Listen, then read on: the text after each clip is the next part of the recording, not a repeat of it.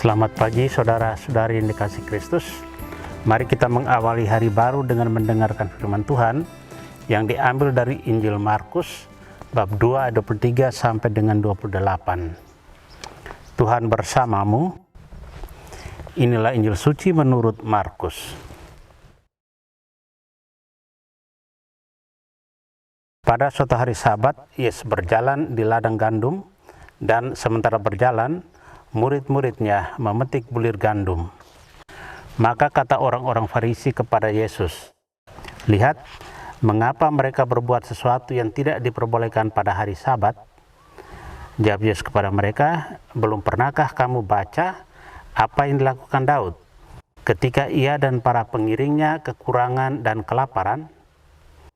Tidakkah ia masuk ke dalam rumah Allah waktu Abiatar menjabat sebagai imam agung, lalu makan roti sajian yang tidak boleh dimakan kecuali oleh imam-imam, dan memberikannya juga kepada pengikut-pengikutnya?"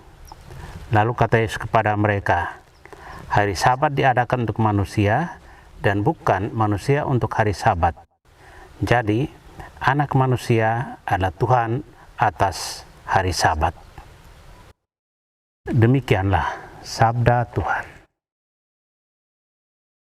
Saudara-saudari yang dikasihi Kristus, tema yang akan kita renungkan hari ini, hidup manusia lebih penting.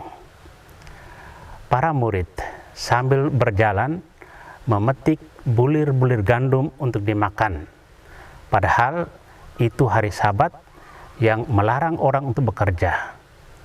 Karena itu orang Farisi menegur mereka. Tetapi Yesus bercermin dari Daud dan pengikutnya yang kelaparan dan makan roti sajian yang sebenarnya hanya boleh dimakan oleh imam.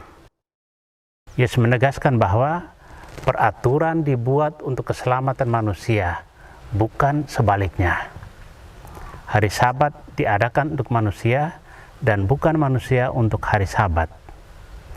Dalam keadaan normal, peraturan Sabat berguna bagi manusia agar mereka pada hari itu fokus kepada Tuhan. Yesus mengkritik penghayatan hidup beragama yang hanya menekankan dan berhenti pada soal aturan hukum.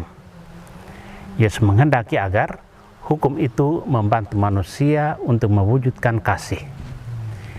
Yesus menegaskan inti, dasar, jiwa, dan tujuan dari hukum Sabat. Pertama, hukum itu merupakan penjabaran dari hukum utama, yakni cinta kasih. Selama pelaksanaannya tidak melanggar cinta kasih, tidak perlu dipermasalahkan. Kedua, mengatur soal beristirahat supaya orang menikmati kemerdekaan, bebas dari tuntutan kerja, dan bisa beristirahat. Membuat hidup ini nyaman dan membahagiakan. Jadi, hukum Sabat digunakan untuk memfasilitasi hidup manusia. Saudara yang terkasih, firman Tuhan hari ini mengajak kita untuk mengkritisi sikap hidup dan cara bertindak kita berkaitan dengan hukum dan peraturan. Sering demi peraturan kita justru mengorbankan kemanusiaan kita. Sering tanpa sadar kita mengorbankan sesama demi hukum. Hukum sekali lagi untuk kepentingan manusia. Tanpa bermaksud melupakan segala hukum, kasih jauh lebih bermakna daripada hanya sekedar taat hukum tanpa penghayatan kasih. Kasih kepada manusia jauh lebih bernilai daripada sekadar taat mati terhadap hukum. Amin. Marilah kita berdoa. Tuhan, pagi ini kembali kami naikkan syukur dalam doa dan permohonan. Terima kasih sudah menjaga kami saat tidur maupun bangun. Terima kasih untuk udara sejuk dan segar pagi ini. Tuhan, kami hendak beraktivitas, kami mohon tuntunan dan pemeliharaanmu. Jauhkanlah kami dari yang jahat, dan berilah kami kekuatan dan kesehatan. Ajarlah kami untuk saling mengasihi dan mengampuni. Kami serahkan hari ini ke dalam tangan-Mu.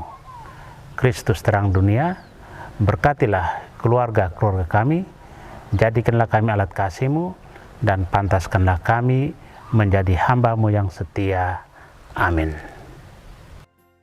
Tuhan bersamamu.